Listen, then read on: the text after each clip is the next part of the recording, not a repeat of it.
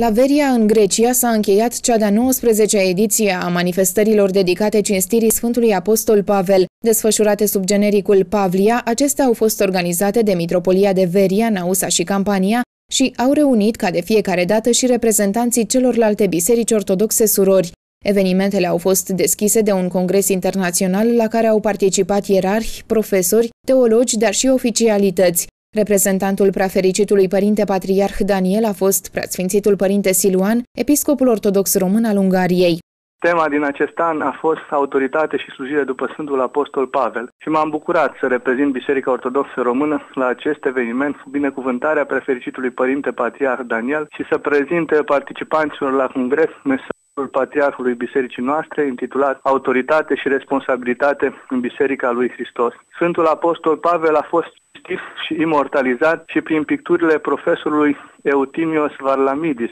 cadrul expoziției vernisate în data de 28 iunie la Centrul Cultural Paulin din localitate, dar și alți sfinți, precum Sfântul Ignatie Teoforul, au fost omagiați prin creații literare și artistice, operă de teatru și muzică dedicată acestui sfânt la împlinirea a 1900 de ani de la trecerea sa la cele veșnice prin mucenicie, la care toți participanții la congres am fost părtași. Manifestările omagiale s-au încheiat în ziua prăznuirii Sfinților Apostoli Petru și Pavel.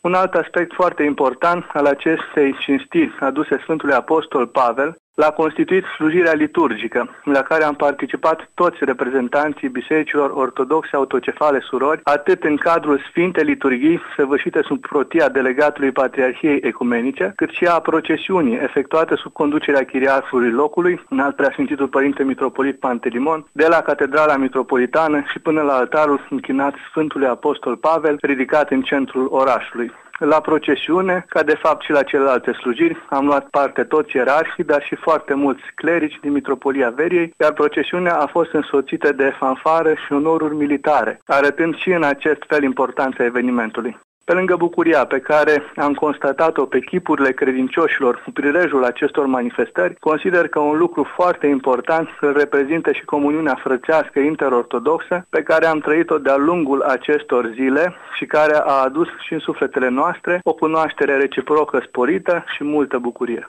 La evenimente au participat reprezentanții Patriarhiei Ecumenice, ai Patriarhiei Ierusalimului, Patriarhiei Alexandriei și ai Patriarhiei Antiohiei și ai bisericilor ortodoxe rusă, sârbă, română, bulgară, greacă, precum și ierarhi din partea Bisericii Ortodoxe a Poloniei și a Ciprului.